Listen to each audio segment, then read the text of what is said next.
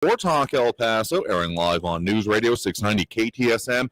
I'm your host, Andrew J. Polk. Thank you for tuning in, however you may be doing so, be it on air, online, live streaming through the free and reliable iHeartRadio app, or joining us over on the various social pages we're on these days, including Facebook.com/Talk El Paso, the Talk El Paso channel over on YouTube, Twitter at Talk El Paso, and Twitch, Andrew J. Polk. We got a lot of ways that we're out there and available for you all these days because we want to have that conversation that no one else is going to, like we do, the people who actually live here in the borderland, about what affects us right here regionally, statewide, nationally, and a whole lot of issues that collide right in our backyard, of course. So, some of the things that are on my mind primarily today are absolutely the intersection and the individual influences of economics and elections. It's the economy, stupid, is a phrase that I have found very influential throughout my political life in being understanding of politics and what is going on with them and making voting decisions, all of that, and also understanding the currents that are going on. And I think that's a decent confluence we're seeing going on right now because I've been saying this for a minute. It's no secret to anyone who's listened to the show before that election season has been on since, well, it arguably never stopped. Different elections and different races are the focus right now as the governor's race is finally, truly starting to get moving. Everything else kind of consider a prelude to where we are now, as we now have the official campaign announcement of Texas Governor Greg Abbott, which, again, not exactly a secret that this was going to be coming. I mean, anyone thought, well, I wonder if Abbott's running would have been, living under a very large and comfortable and soundproof rock. And, of course, we had O'Rourke campaign coming out a bit, but even then, they were both a little bit mildly featured by some upshots happening before they were even able to get into the actual stream advertising and all that kind of stuff. I think actually coming up a little bit later in the show, we have some of that political advertising actually fully starting here on 690 here. So, again, just further evidence that we are fully into all of it now. Yeah.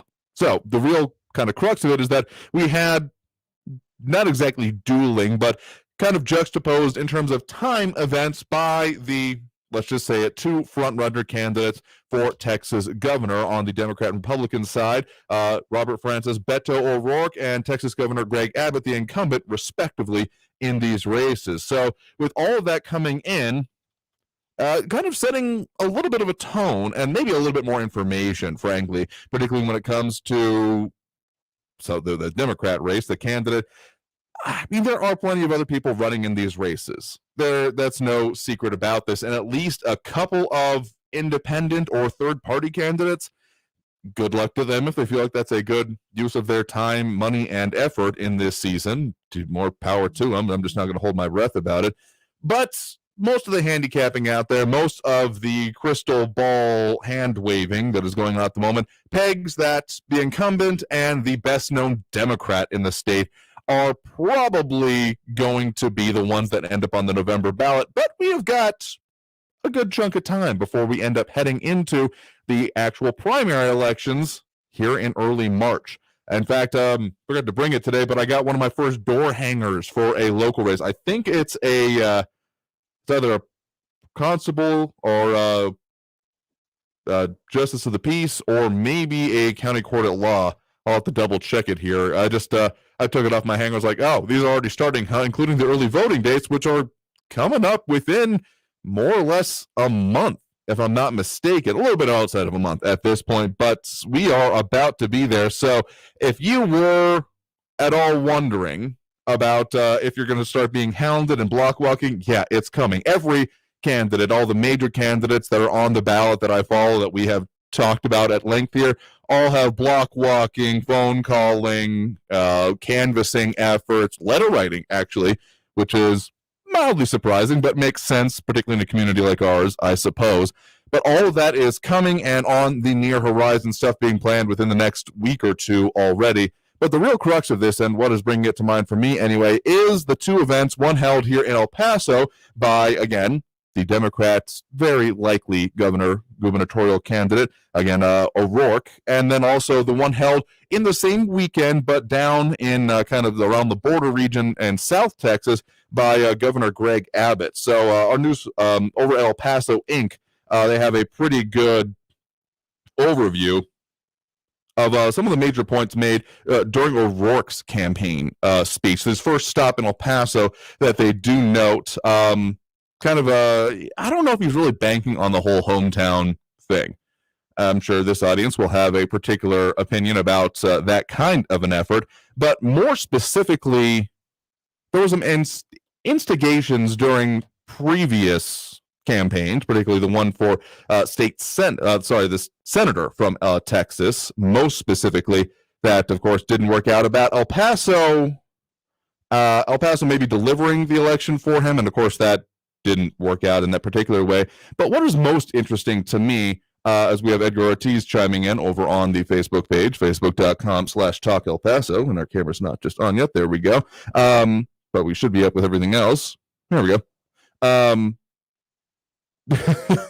As we also have someone else saying that I hope that I and the rest of the 3.5% voters in our area had a wonderful weekend. Looking forward to the show this week. Thanks for tuning in. Carminley, I think is saying it, over on Twitch. So, hey, thanks for tuning in that way. 3.5%. That has some implications by using that as a phrase for this program. So I think we'll stick with Skeptic Squad for the moment. But I appreciate the idea, because I hope that everyone who listens to this anyway, at their station in general, is actually getting off their butt and going to vote. Because if you're not, it's kind of like being in a rocking chair, isn't it? It feels like you're doing a lot, but you're not really getting anywhere with what you're doing. Now, are you? To use a really dated reference on myself. I know Tip sometimes calls me the oldest person he knows. Anyway, point is, a little bit more coming out of the O'Rourke event about... There's still not much on the website, unfortunately. I've been delving over it, hoping to find some actual platform campaign positions. That's the stuff I'm most interested in. Maybe that makes me weird.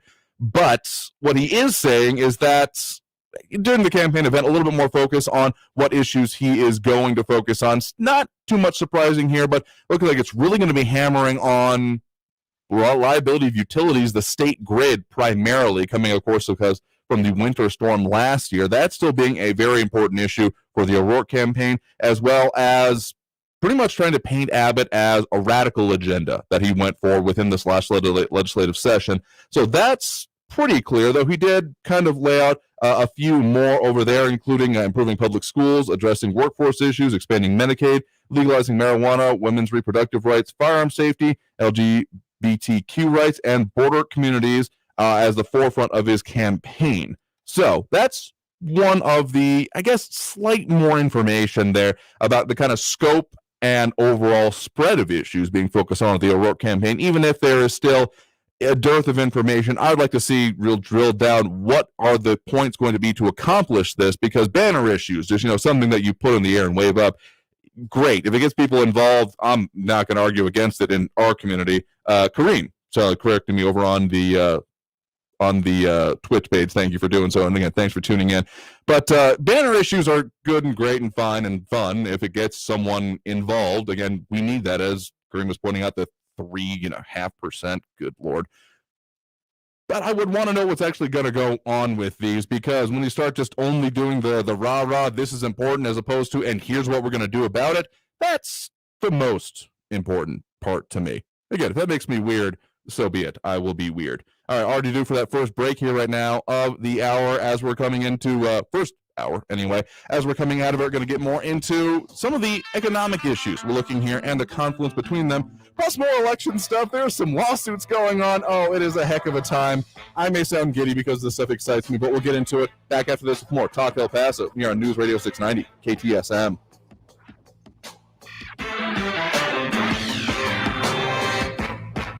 Traffic all day. News Radio 690.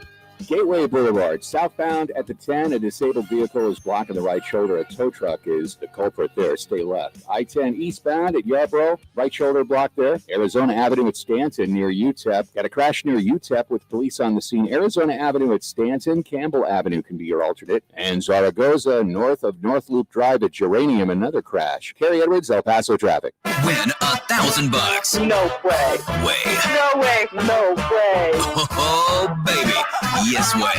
No way. It's a grand in your hand. Listen every hour from 7 a.m. till 7 p.m. weekdays for your chance to win. A grand in your hand is brought to you by Approved Autos. Drive out in your new ride in less than an hour. Choose from every make and model from their super clean, hand-picked inventory and get payments as low as $159 a month. Worried about your credit? Don't sweat it. If you got your license and you got a job, they smell a deal. The deals are sweeter at Approved Autos, 8498 Alameda. This report is sponsored by the Ben Ferguson Podcast. Total disaster from the Biden administration. Coming up on the Ben Ferguson Podcast all week. How is the media not covering just how bad things have gotten with COVID? And why are they protecting him at all costs? We're going to expose it all. Download the Ben Ferguson Podcast now. An unmitigated disaster at our southern border, and you will pay the full price. This is a full-blown crisis. It is a humanitarian crisis. It is a national security crisis. It is a health and safety for you and your family crisis. Joe Biden's weak border policies have made America and Texas less safe. Take it from Brandon Judd, president of the National Border Patrol Council. Joe Biden refuses to secure our southern border. He's crippled law enforcement and emboldened dangerous drug cartels, criminals, and human traffickers. That's why the National Border Patrol Council is proud to endorse Governor Greg Abbott for re-election. He deployed new resources to assist law enforcement, and he's cracked down on criminal activity. No other governor has done more to secure our border than Greg Abbott. Vote on March 1st. Governor Greg Abbott, securing the future of Texas. Political ad paid for by Texans for Greg Abbott. What happens if we find the home we want, but somebody else just got to it quicker? What if we can't sell our existing home on time and we get stuck with 2 mortgages? I know. I've been there. And I have a solution. Listen carefully. You just need to call Brian Birds of eXp Realty. He'll guarantee your home will sell on time, or he's going to buy it himself. You'll get the home you want, and you don't have to worry about getting stuck with a burden of 2 mortgages. Hundreds of home sellers and renters trust Brian, and you can trust him as well. Connect personally with Brian today at 751-1500. That's 751-1500. Or go to brianbirds.com. That's Brian, BURDS.com. Hey, El Paso, have you heard? To sell your home, guarantee. Call Brian Birds. Go to brianbirds.com. News Radio 690 KTSM El Paso. Live from the KTSM AM 690 studios, it's Talk El Paso with Andrew J. Polk. To be a part of the show, follow on Facebook at facebook.com/Talk El Paso. Now here's your host, Andrew J. Polk. Thank you all so very much for joining us here for Talk El Paso, airing live on News Radio 690 KTSM. I'm your host, Andrew J. Polk. A couple of the major topics I'm looking at here today are elections and the economy, the intersection therein, and their impact on each other. We are firmly in election season. Right there, I told you it was coming here. That first campaign ad during this show, anyway, after the official announcement of Texas Governor Greg Abbott. It's going to be an interesting season. This is just back of my mind, but I wonder how that southern New Mexico congressional district race is gonna shape up. I remember someone saying after they were just dominating the airwaves here in the commercial breaks last time, that after that election was over, someone just saying, I hope both those candidates are doing all right. I feel like I know them very, very well at this point, so buckle up, folks. It's coming. One interesting comment here being made by John Brazelton as we were heading into the break here, that the female Arizona Republican candidate wants to create a compact between the states of Arizona, California, New Mexico, and Texas to build a border wall without federal funds. Considering temporarily moving to Arizona and voting for her, you might be able to do that technically. I'm not too sure about Arizona's residency requirements, but probably absolutely not for the primary, but hey, maybe for the general if you're really so inclined. Just on a personal note about that, of course, I spent some time out in Arizona, one of the times we were off towards the end of last year, to go out and visit some of the shows that are hosted by some iHeart affiliates out there, and got an interesting perspective on some of the local talk anyway in the Tucson area about Doug Ducey, the current sitting governor of Arizona, who, let's just say the host I was talking with called him Ducifer. So that was one interesting perspective there. I'll maybe have to pay a little bit more attention to that race here. Not exactly totally local, but that border compact kind of piggybacking on, I guess, what Abbott has been doing, Governor Greg Abbott of Texas has been doing with his kind of individual efforts. So who knows? But I think we got a lot of time in this race left to go. So we will see exactly how it ends up working out. And that Arizona Republican gubernatorial candidate Carrie Lake specifically talking about it on Twitter and such. Though some reporting points out not clear who would actually fund such a project. But again, kind of a model, I guess, that could be followed in terms of the individual state funding. But when it comes to a state compact, who knows? And the lawsuits would fly fast and furious, I am sure, in any respect with that. You're listening to Talk El Paso here, of course, live on News Radio 690 KTSM. I'm your host, Andrew J. Polk. A bunch of ways that you can participate in the show. We'll be opening up the calls a little bit later towards the last segment of this hour, as we've kind of been doing. Still feeling that out, seeing how it works out best. But, of course, you can leave your comments over here on a lot of things, like a bunch of questions here we'll get into here in just a second. Part of what we do here is have that conversation. So we got something that we like to lay out as kind of what's big and going on, particularly on Mondays here, more focus on other subjects on the rest of the week. But of course, calls, comments are a critical part of it here. John Brazelton, I hope, whatever your plan is for voting anywhere, I would not say that espousing doing it against the law, it would be a smart thing is the way I'm going to choose to respond to that. Anyway, speaking of actually lawsuits here, there was the redistricting. Of course, that is its own bit of kerfuffle that is still kind of going on here. But one specific local impact we've been seeing here is a lawsuit between members of the El Paso State Legislative Delegation. Two of our state reps, Claudia Ordaz and Art Fierro, with Art Fierro suing Ordaz, or the Ordaz campaign, technically, I guess.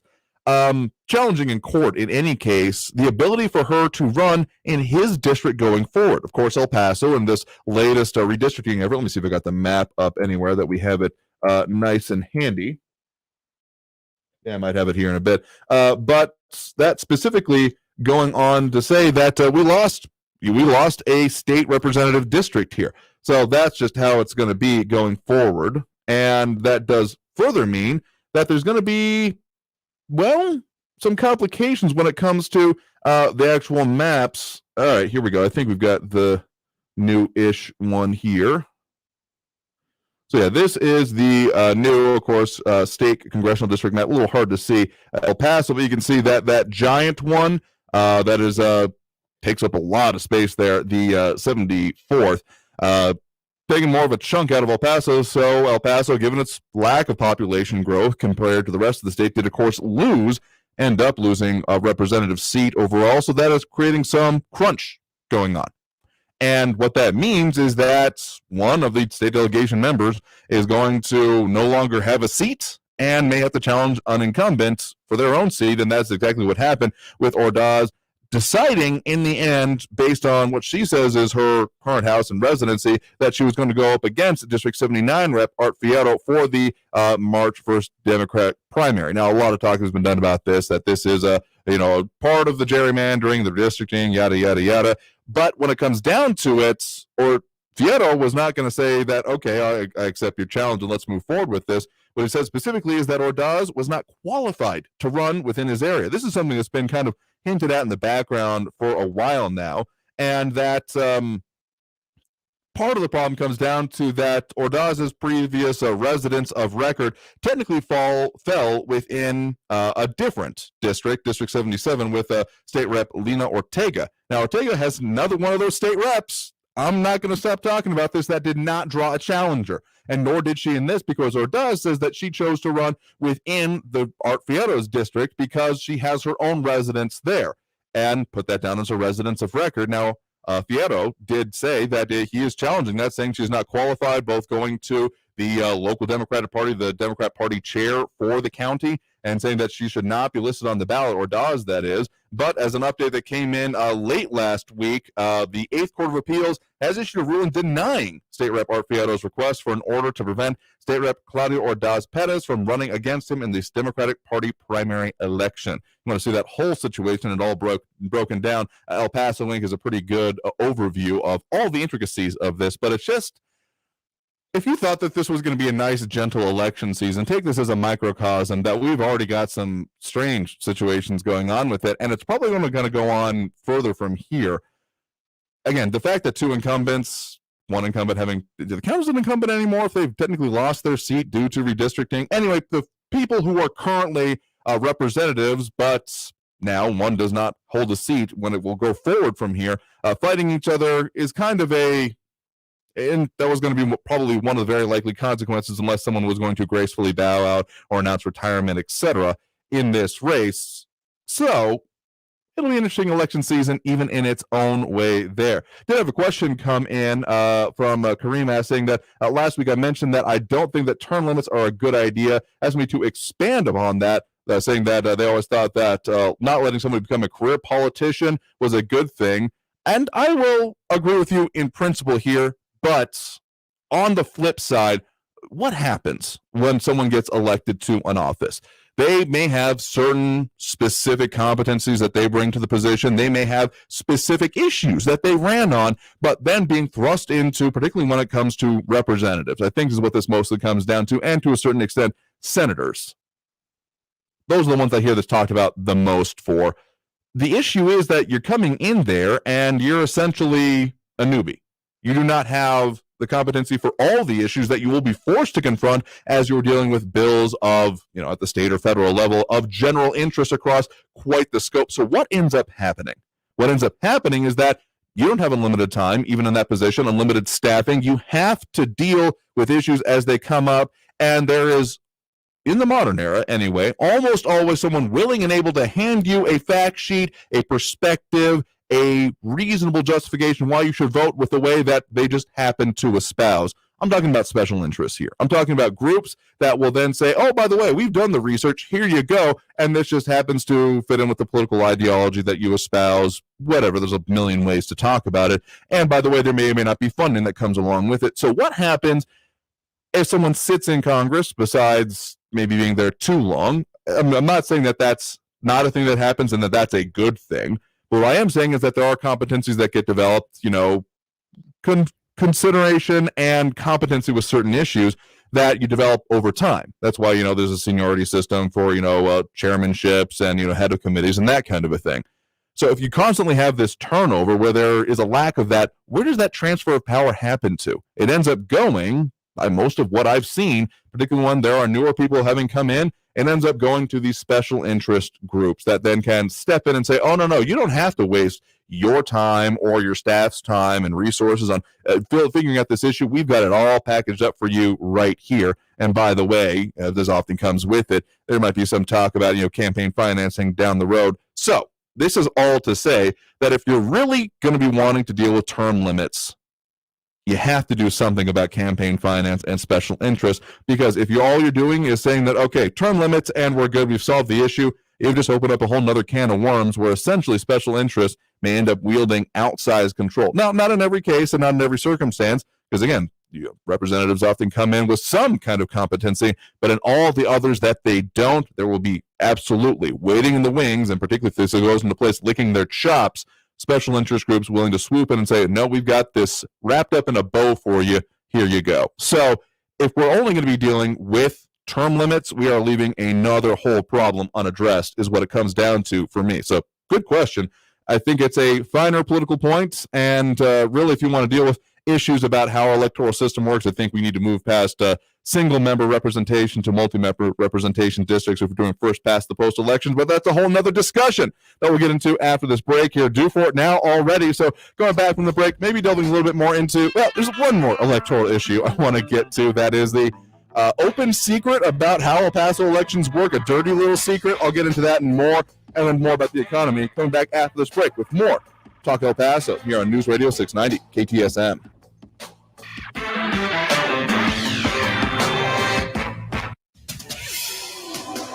El Paso's News Radio 690 KTSM. Hey everyone, this is Robert Olguin with your KFOX 14 News Update. An 18-year-old woman from Southeastern New Mexico is facing charges after police say she abandoned her newborn baby in a dumpster. A spokesman in Hobbs, New Mexico said that Alexis Avila was expected to be arraigned today. Police in Hobbs say that someone found the baby in a dumpster on Friday and called police. The child is doing well at a hospital in Lubbock, and the mother has been arrested based on surveillance video from a nearby store. Don Maynard, the only UTEP football player in the Pro Football Hall of Fame, has passed away at the age of 86. He played for Texas Western from 1954 to 1956. This has been your KFOX 14 News Update. I'm Robert Olguin. News Radio 690. Traffic all day. Watch for a stalled vehicle blocking the left lane, I-10 northbound at Trans Mountain. I-10 eastbound at Hawkins, a disabled vehicle is blocking the right shoulder. Stay left. EMS crews responding to an accident in Cotton Street, 2 blocks south of Texas at Bassett. Your alternate could be Piedras. And an accident in Zaragoza north of the North Loop at Geranium. Kelly Edwards, El Paso traffic. From the KFOX 14 Severe Weather Center, this is Chief Meteorologist Sandra Diaz. Our little disturbance brought quite a punch to us, and that meant rain throughout most of the day, and in the mountains, we even saw a few snow flurries. But as we get into tonight, it may have one tiny last hurrah for a little winter mix in the Las Cruces area before exiting after midnight. After midnight, though, it is going to get really cold as our skies clear up and temperatures drop to lower to mid-30s, only to see a warm-up as the week wears on. This report is sponsored by the Ben Ferguson Podcast. Total disaster from the Biden administration. Coming up on the Ben Ferguson Podcast all week, how is the media not covering just how bad things have gotten with COVID? And why are they protecting him at all costs? We're going to expose it all. Download the Ben Ferguson Podcast now. I'm Scotty Clark from Scott Heating, Cooling, and Plumbing. Department of Energy guidelines on attic insulation have changed significantly since many of our homes were built here in the El Paso area, and energy costs are rising at an alarming rate. Scott Heating, Cooling, and Plumbing can dramatically improve your home's energy efficiency by professionally installing 13 inches of high-performance fiberglass insulation to a typical 2,000 square foot attic for less than $42 a month. So what are you waiting for? Call Scott Heating, Cooling, and Plumbing today for a free estimate at 595-4529. What's that? Oh, you hate your job. Well, just speak up a little. All right, not speak up. Speak up. You know, if you have something to say, you have a passion you could spend hours talking about every day, if you've always fantasized about doing a podcast, you just have to speak up. That's what we call it over at Spreaker.com. Spreaker for my heart. It's the easiest way to podcast and get paid for it. So, you know, speak up. Speak for yourself. Speak your mind. Speak now or forever hold your peace. Spreaker.com. Talk El Paso, airing weekdays at 4 right here on News Radio 690 KTSM, focused on local businesses, local politics, local impacts of the day's news. Brought to you in part by Thrive 915 Food Fest. Join the conversation Monday through Friday at 4, and let's talk El Paso. Total disaster from the Biden administration. Coming up on the Ben Ferguson Podcast all week, how is the media not covering just how bad things have gotten with COVID? And why are they protecting him at all costs? We're going to expose it all. Download the Ben Ferguson Podcast now. This report is sponsored by the Ben Ferguson Podcast. There won't be much substance on your news feed until you add us. Just like us or click on the link at kcsmradio.com. El Paso's News Radio 690 KTSM. Live from the KTSM AM 690 studios, it's Talk El Paso with Andrew J. Polk. To be a part of the show, call 915-544-KTSM or follow on Facebook at facebook.com/Talk El Paso. Now here's your host, Andrew J. Polk. Thank you all so very much for joining us here for Talk El Paso, airing live on News Radio 690 KTSM.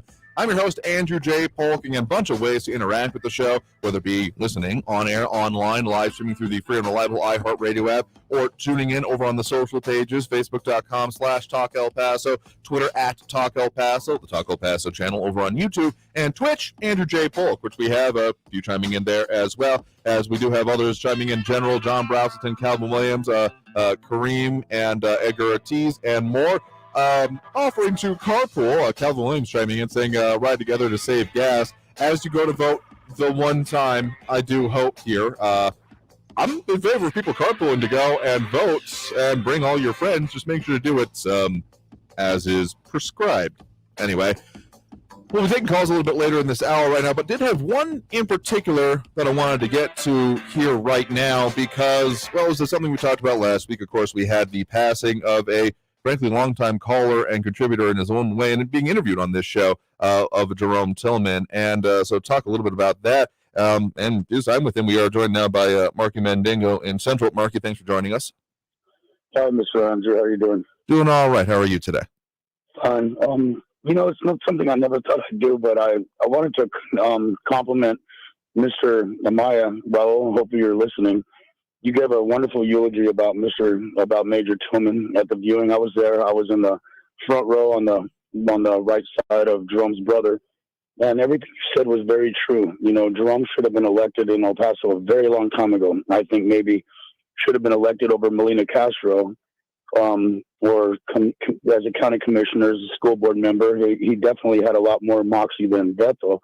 And, Jerome and I would talk about politics very much all the time. And I'm far right, he's far left, but we'd always come to a conclusion that we got to stop looking at the problems. We need to look at the solutions. And that's something you brought up, and you spoke very well about him. And I wanted to thank you about it and compliment you. It was very nice to see you, and I actually got to put a name to your face because all I ever hear is you calling. But I wanted to thank you for that. And I don't know if our politics agree, but I agree with everything you said. And I do remember when I first started listening to talk radio quite a few years ago. I think Jerome was on KHRO, that community conference room. And I remember him and Paul Strelton actually going at it one time, even though they were both left. And he brought out the best in people. And he brought out the best in me when he became my mentor when I became a teacher in El Paso. So, Raul, if you're listening, I want to thank you for that. And you said it very well. So, anyway, I just wanted to compliment you. And, yeah, we lost a very valued member of this community. And I don't know if we're going to see an enigma like Jerome again. I hope we do. But, anyway, thanks for showing up, Raul. I really appreciate you. And I knew you were going to show up. I was hoping more people would. But it was nice to put a face to your name and your voice. All right. Well, thank you very much for that remembrance of him and that call, letting us know about the viewing there. I do appreciate it, Marky. Thank you. All right, Andrew. Thanks a lot. Have a good day. All right. You too as well. I mean, we appreciate everyone who wants to be involved in the community here in El Paso. There's a whole lot of ways that can happen and a whole lot of, different facets that can look like. And so if someone is stepping out there and particularly running for office, and particularly running for an office is not kind of like a vanity run, because there's a fair amount of that happens in our community as well. I mean, people going straight for the top of the ballot without necessarily consideration of what is actually needed, because there's still then plenty of lower races that aren't ending up being filled in a lot of ways. That's something that is missing, clearly. You just look at the ballot yourself and you can tell that there is a lack of involvement in a whole lot of ways. And so anyone stepping up to that, I find a great amount of admiration and respect for, even if I may not agree with them totally on what they're focused on. So if there's any example that can be followed from that Jerome did said, it's about, running for the offices that are important and impacting and that can really make a difference. And it's not just the top of the ballot. It's what it really comes down to. And also the discussion about what is important and how do we get about it, building consensus within our community and focusing on the solutions. That's literally what this system is supposed to be focused on and working on. If it's just coming down to, well, I don't like you, and therefore I won't work with you, that's kind of not what this is meant to be like. So anyone, and even the spirit of it continuing on, I hope it certainly does. We're going to go ahead and take that break here a little bit early, but coming back from the break, we'll go ahead and open up those phone lines. That number to do so is going to be 915-544-5876, 544-KTSM. Also get into some more of those economic issues coming up here in the next segment, but stay tuned for more Talk El Paso here on News Radio 690 KTSM. 915-544-5876, 544-KTSM. Back after this break with more. Don't go anywhere.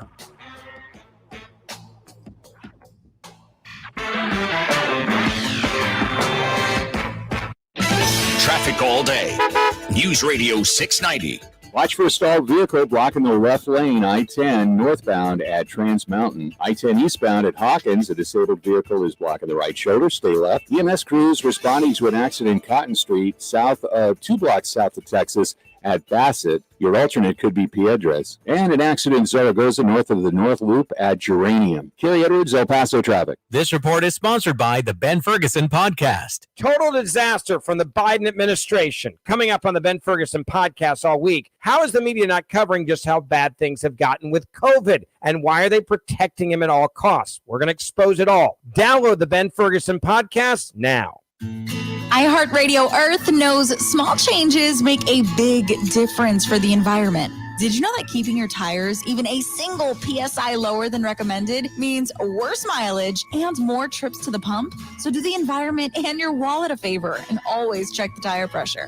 Brought to you by iHeartRadio Earth and the National Environmental Education Foundation. To find more tips on smarter, sustainable living or to take action in your own community, go to iHeartRadio.com/Earth. Do you promise to love, honor, and cherish, forsaking all others? I do. I do. And now, by the power vested in me, I now pronounce you roommates. Go forth. That's not the vow you took. But if struggles with CPAP have you and your spouse sleeping in separate rooms, it might be time to look into Inspire. Inspire works inside the body with just the click of a remote. That's right, just a button. No mask, no hose, just sleep. Inspire. Sleep apnea innovation. Talk to your doctor to see if Inspire is right for you. Review important safety information at inspiresleep.com. Happy New Year, El Paso. This is Ivan Ochoa, General Manager from Southern Park Chrysler Dodge Jeep Ram Fiat. Thank you, El Paso and surrounding areas, for helping us have a record-breaking year. As a gesture of gratitude, we're offering 0 down, 0 APR for 72 months, no payments for 90 days, and exceptional trade-in offers for any trade.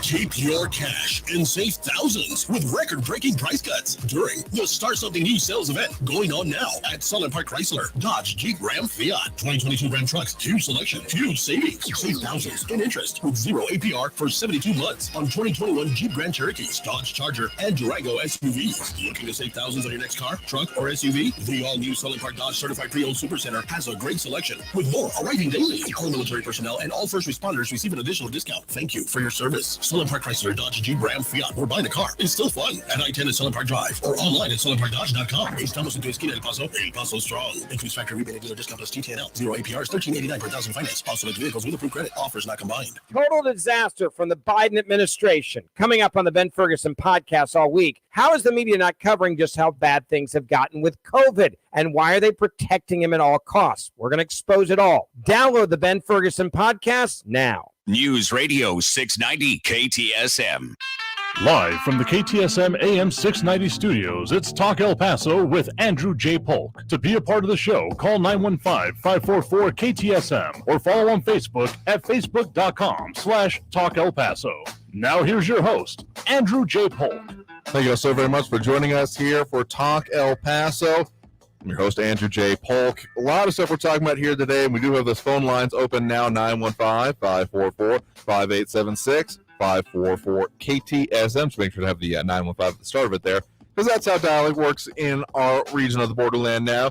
A lot of people chiming in over on the social pages, including Edgar Ortiz, Marlon Espinosa, Kevin Williams, John Brazelton, Kareem on the east side as well. I mean, there's a lot of East El Paso, I guess I should say. A lot of stuff we're talking about here today, but one interesting current, and this is why it's always worth looking over and chiming in or just glancing at the comments, even if you don't want to wade into the Thunderdome that they usually are. An interesting point to, there's a little bit of tongue-in-cheek happening there, but actually there's a little bit of seriousness that I'm going to say y'all should focus on about party busing to the polls. Because, let's be honest, given the political disconnect here, any effort is probably worth it. And I do contend that you take a truckload of people from your local area to your precinct, and you could probably make a difference here.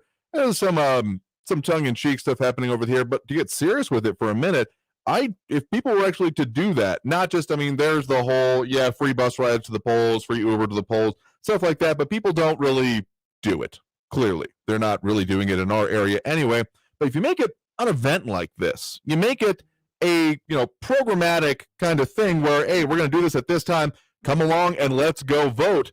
I think that could have some interesting results if you really start doing it in our area. So I know that there's some jokes going on here, and I appreciate a joke as much as the next, but I think there's a serious core there that could be useful and potentially changing the way things work when it comes to elections in El Paso. So, you know what? I'm actually going to say that that's kind of a good idea to get together and not just say, hey, make sure to go out and vote, but to say, hey, we're going to meet at this time, I will pick you up or whatever, and we're going to go vote, make an event, make it a date, make it a time. Yeah, party bus, exactly.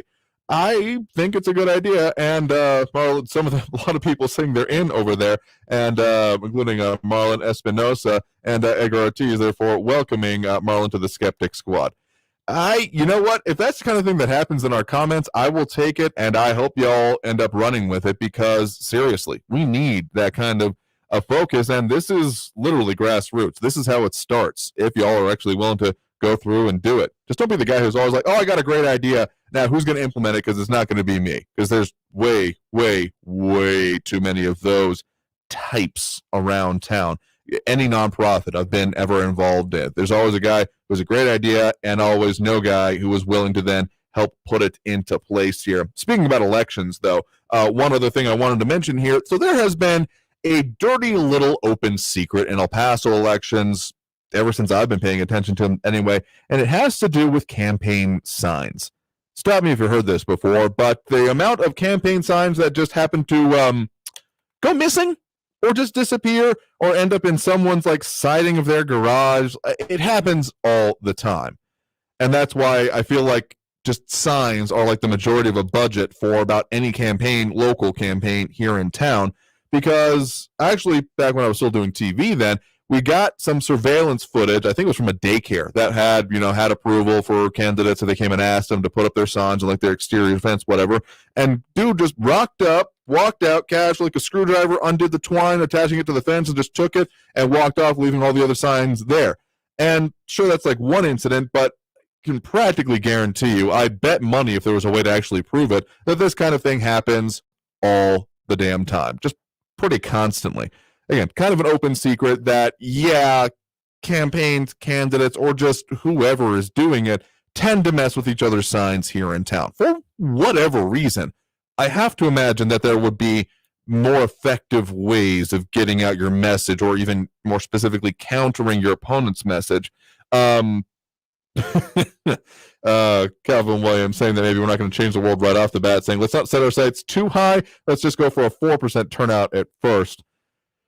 5. We had 4.5 for this last one. Let's shoot for 5%. Can we do 5%? Can we get some people committed to 5% out here? We'll see. I mean, this is actual midterm, so sure, not presidential. Really, I'm hoping for double digits. That's my true hope, but I am not going to hold my breath in anyway because I don't want to die anyway. So the whole sign situation, again, another good one over from El Paso Link, about not just the removal of one, but defacing of a sign, kind of to another level, frankly, when you think about it, that for the Precinct 5 Justice of the Peace, that they were defaced and profanity put on them. This is why I sometimes have an issue with El Paso politics. That's the fact that this is the kind of stuff that goes on, because this is one specific example, but it's not exactly a one-off either. There's a whole lot of, well, I got to go, hit the other guy, as opposed to let me focus on what the heck I'm actually going to do here. It's emblematic in my mind of the pettiness that often happens within our elections and our particularly local electoral process. I mean, it's a little bit dumb and stupid, and I'm frustrated as hell with it, frankly, because it's again, emblematic of what the level we're at is, how the discourse is focused on, no, your sign can't be here. I'm better than you, so I'm going to put my sign there and take your sign away. Like, it's almost childish reasoning, really, when it comes down to it. So if you're the ones out there taking down signs, sealing signs, I hope you get something out of it, because it's dumb in the aggregate. Any other way you slice it, I'm sorry. And the fact that this happens fairly constantly, like, just here, challenge for you in this upcoming election. There's already a smattering of election signs that have been going around. Like, pay attention to a couple. Take a look at a couple. And, like, on your route, whatever, route you take to work, whatever, and just see what happens to them over this coming election cycle. Again, of a couple of months, really, what we're looking at, with early voting coming up here in February and then the actual primary in early March. Just see what happens to any sign. Just pick a handful of them just to give yourself a margin of error, and see if they happen to just disappear at any point. Some people, when they actually have been stopped, they're saying, oh, no, I'm a campaign worker and we had to replace these signs. And sure, at the end of an election, you do have to remove them from, like, distracting places, rights of way, etc. That's a thing, but not usually during the election will someone from their own campaign be removing one of their signs. Hey, it's stupid. There's no other way to put it, and I'm kind of a little upset we have to talk about this, but hey, it comes up every so often that someone is dumb enough to do something of this level or get caught doing it, and it comes right back to the forefront here again. Anyway, do have those phone lines here. We do have that phone number to call, 915-544-5876, 544-KTSM. There's someone on the line right now. You're live with Talk El Paso. Who's this? This is Tom. Hey there, Tom. What's on your mind? Well, I agree with most of that. I think, but politics is like that everywhere. Texas politics and any politics is pretty nasty. Just the way it is. And even in the primary, when you're in El Paso, is like Lubbock. Lubbock is all Republican and El Paso is all Democrat. And all the infighting during the primary, because whoever wins the primary wins the election. Yeah, that is one of the issues we do see here. The second point is the election rolls, the number of registered voters is way overstated.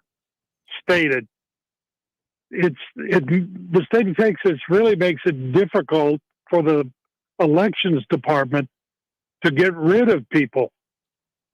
But dead people are not a problem because Social Security immediately notifies everybody. That's an interesting point. Okay. You have almost the equal number of registered voters as total eligible in the county.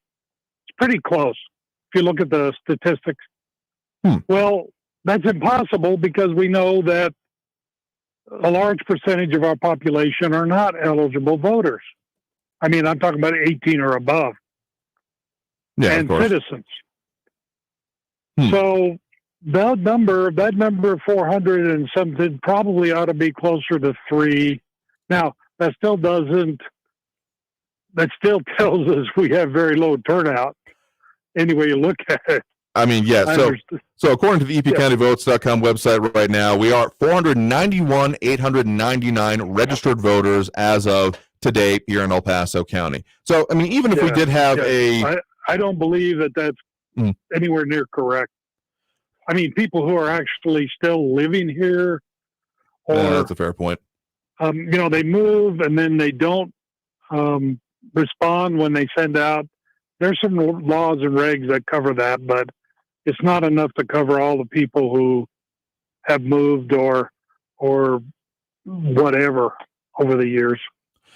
Yeah, and the last time, I think it was the Texas Secretary of State made an attempt to go through this that ended up failing for a variety of reasons. So I'm not sure what efforts can be done there. The only thing I can talk about really personally is kind of a reverse thing. So when I went away to college, graduated high school here in El Paso, went away to college, I did end up registering over in that locality because there happened to be mayoral election. I was actually doing a radio program on my college radio station about local politics there, believe it or not. So I registered to vote there, got rid of my registration here in El Paso. And then once I moved away, re-registered here in El Paso, and I thought that was the end of it.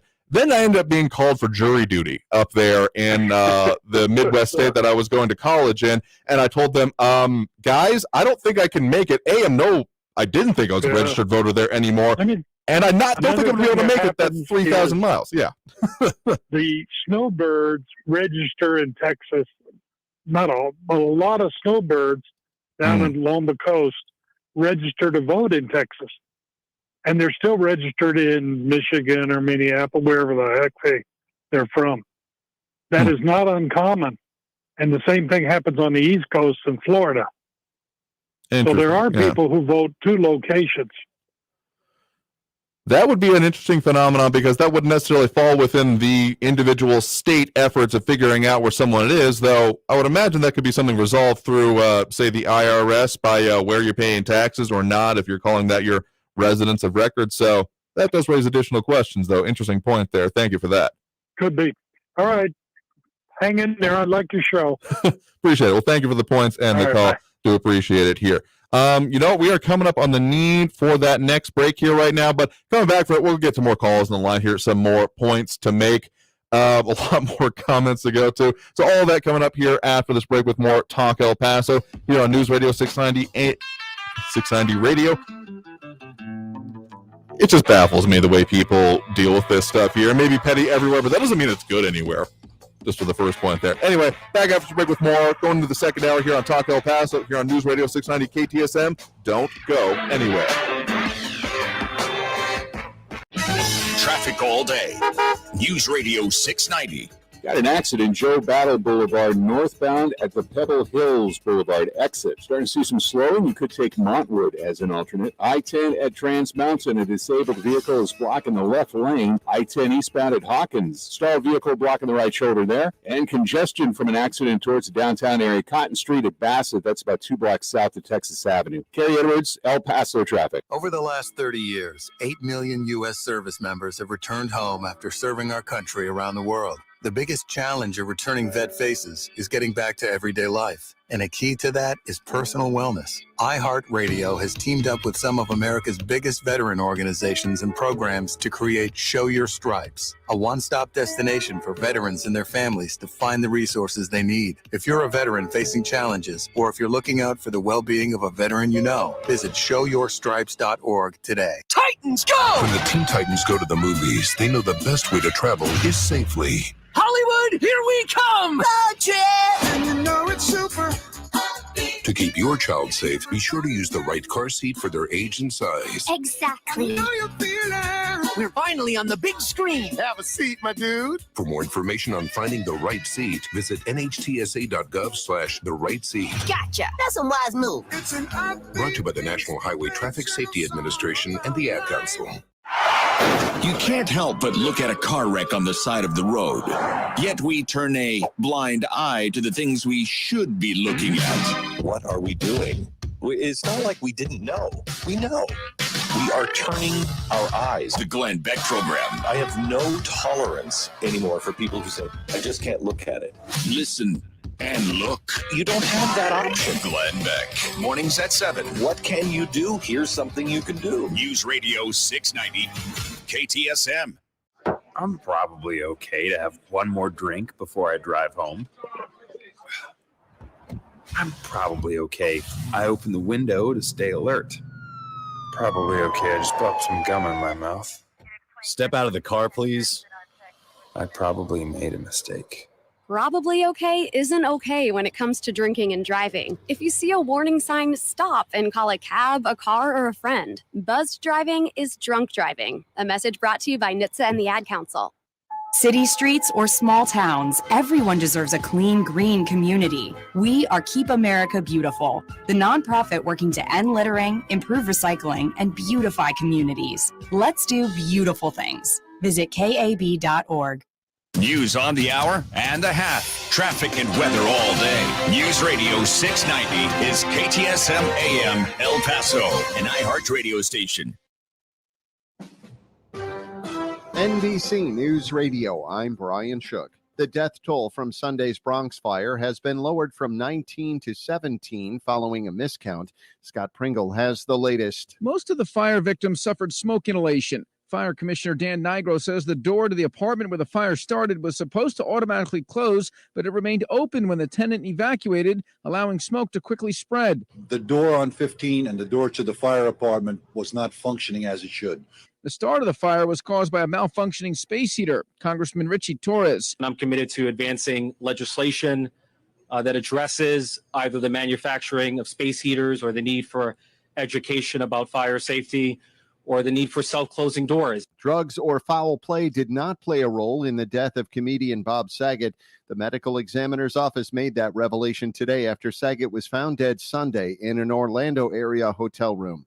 Meantime, TMZ reports the New Year's Eve death of Betty White was due to a stroke. If you're thinking about making a trip across the country's northern border, the CDC wants you to think again. The health agency moved Canada to the highest risk category for COVID-19. The U.S.'s northern neighbors have seen nearly 300,000 new COVID cases in the week ending January 8th, a new record for the pandemic. Other countries that remain in the CDC's highest risk category for COVID transmission include France, Portugal, Ireland, Spain, Italy, and the United Kingdom. The president and Vice President Harris will travel to Atlanta tomorrow to promote voting rights. The only way to do that are for the Senate to pass the Freedom to Vote Act and the John Lewis Voting Rights Advancement Act. White House Press Secretary Jen Psaki called it a fundamental right of all Americans of voting age. The Dow lost 163 points to 36,069. You're listening to the latest from NBC News Radio. Virginia's Governor-elect Glenn Youngkin says he isn't for a vaccine or test mandate. Kathy White reports. Today is the deadline for large companies to have their employees vaccinated against the coronavirus. But the Biden administration's vaccine or test mandate for companies with 100 or more employees appears to be up in the air. The Supreme Court heard oral arguments Friday on challenges to the mandate by business lobbies, religious groups, and Republican-led states. There's now talk among court observers that the court could issue an administrative stay. Governor-elect Glenn Youngkin has made it known that he's not a fan of federal vaccine mandates and says he plans to challenge it once in office. The ex-husband of Britney Spears is facing nearly a year of probation after pleading guilty to aggravated stalking charges. Jason Alexander was arrested in Tennessee last week after violating an order of protection. He was placed in Williamson County Jail and had his bond set at $30,000. Alexander must also undergo random drug testing and have mental health screenings. Broadway is toughening its vaccine rule for children under the age of 12. Lisa G. reports. The new rule, which requires children between the ages of 5 and 11 to be vaccinated, will go into effect on January 29th. In addition, theaters are also extending their mask policy and vaccine requirements through April. The owners and operators of 41 Broadway theaters are also extending the program, which allows for flexible exchanges and refunds. An uptick in excessive drinking during the pandemic is projected to cause nearly 3,000 additional cases of liver failure by 2023. A research team led by Massachusetts General Hospital also says the rise in alcohol consumption will result in 8,000 more deaths from alcohol-related liver disease.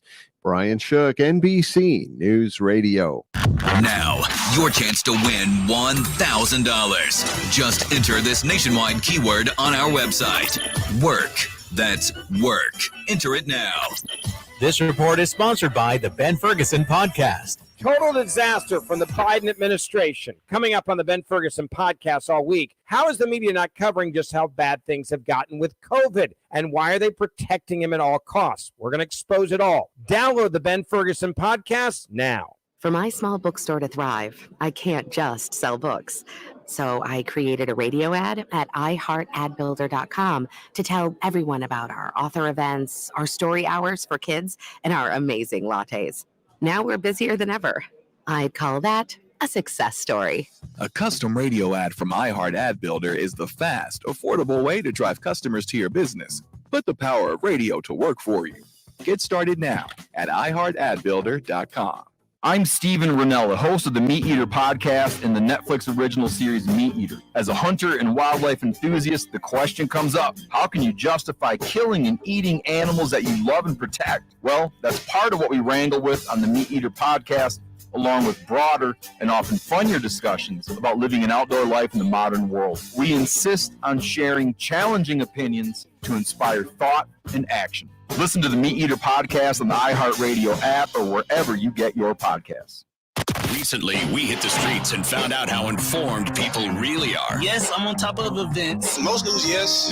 Except for these two. I am not on top of events. I'm not on top of my events, no. They were clueless that every morning they can plug into the world with the news, weather, and traffic info that'll make their lives so much easier and more informed. Just like you and I do. Stay informed with El Paso's News Radio 690 KTSM. News Radio 690 KTSM El Paso. Live from the KTSM AM 690 studios, it's Talk El Paso with Andrew J. Polk. To be a part of the show, call 915-544-KTSM or follow on Facebook at facebook.com/Talk El Paso. Now here's your host, Andrew J. Polk. Thank you all so very much for joining us here for Talk El Paso, airing live on News Radio 690 KTSM. I'm your host, Andrew J. Polk. Thank you for tuning in, however you may be doing so, be it on air, online, live streaming through the free and reliable iHeartRadio app, or joining us over on the various social pages that we're on these days, including Facebook, YouTube, Twitter, and Twitch. Bunch chiming in, tuning in over there, including Kevin Williams, John Brazelton, Edgar Ortiz, Marlon and Spinoza, Kareem, and more. So if you want to chime in, you're more than welcome to over there. Do have those phone lines open as well. That number to call, 915-544-5876, 544-KTSM. A couple of things we're focusing on here today, including elections, the economy, the intersections between, and the impacts on each other. It's the economy, stupid, is a very persuasive phrase for me about what you should focus on usually when it comes to politics and elections, even if things get a little bit sidetracked from time to time. But we'll get into all of that here and get to those calls on the line. Again, that number to call, 915-544-5876, 544-KTSM. Discussion I have to mention, I live for the discussions that happen over in the comments. They're some of the greatest things I've ever seen, and if you really want to jump in with the Skeptic Squad, it is the Thunderdome comments, so forewarned, forearmed over there. But Calvin Lynch with an interesting suggestion to send a Beto $1 and watch your mailbox fill up with about $50 worth of mail. I'm not going to say that that's necessarily, I choose life and not to do that. I don't donate to any candidates as just a matter of course. For me, doing the kind of work we do, it'd be a little weird. But based on John Brazelton point singer, I see Beto bumper stickers on El Paso vehicles from his last election. He should be able to save money here. It's have to scratch out the numbers, right? Still see a fair amount of like Greg Abbott ones as well, and a surprising amount of Bernie Sanders ones around as well, considering, well, how that went. But I guess people just don't remember the bumper stickers in our areas, what the real lesson is here. But yeah, I guess you just take the Sharpie out and you change some numbers to the next one. It might work for the next one, so saving you money. If you want to donate to a campaign and make them waste their money on mailing you, Godspeed and good luck. I will not be doing that because I don't need that level of junk mail in my box. Anyway, getting to the calls on the line here again, 915-544-5876, 544-KT. SM. Do we have Andrew on the west side here with us right now? Andrew, thanks for joining us. Yes, thank you, and good evening. One of the things I noticed that Beto was saying during his campaign rally, he mentioned Abbott militarizing the border. Well, I don't think Abbott had much choice since Biden's border security measures, if any, have been a total failure. When you look at the when you look at the Texas-Mexico border, you're looking at over 1,400, close to 1,900 miles of actual border, whereas New Mexico, Arizona, and California have about 692. So we have a big chunk of real estate to look after and maintain security. Yeah, according to TxDOT here, 1254 miles of common border, including 2 dams, 1 hand-drawn ferry, and 25 other crossings, including 28 international bridges and border crossings. I didn't know about the hand-drawn ferry. That's a new one to me. Yeah, I wasn't familiar with that. But anyway, if Abbott hadn't done taken that action, his opponents would have said he hasn't done anything. Wanted to also touch on, you mentioned about campaign signs. Yeah, my message to you all out there in El Paso and New Mexico, guys, don't mess with people's campaign signs. I don't care if it's Republican, Democrat, or the Bull Moose Party. Don't mess with people's campaign signs. You steal them, at the very least, it's a citation, depending on what the price of the sign is. If it's one of those billboards, it'll go up to a felony. And then if you go onto somebody's property and take a sign, folks, they can charge you with criminal trespass. So it's not worth it. So anyway, have a good evening and take care. Oh, you too. Thanks for the points there. Interesting ones there. I mean, yeah, you could hit felony level if you're stealing a big enough one. Most of all, it's dumb, it's stupid, it's petty, and frankly, you could probably have a lot, and I do mean a lot more impact in your upcoming election by having a conversation with someone. Like, hey, who are you voting for? Oh, may I try to convince you otherwise? Like, I mean, be respectful, because if you're going out just to own someone when you're having these political discussions, probably not going to work that well for you. But I think there's a whole lot of people that are, there's data. There's that whole 4.5%, the remaining, 90% that didn't vote, probably ripe for a little bit of why they should care. So just consider approaching someone with that.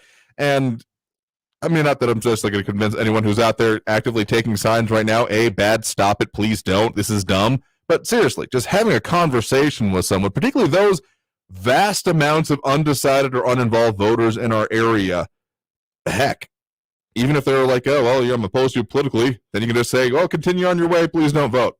And then maybe they'll get the message.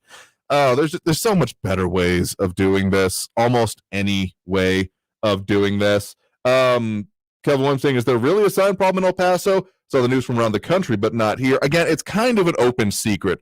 There was one specific example. I'll see if it's still online anyway, a story I did years ago about someone literally caught on camera just waltzing up, taking the sign off the wall, putting it in their truck, and it looked like there were a few others in the truck already, and driving off.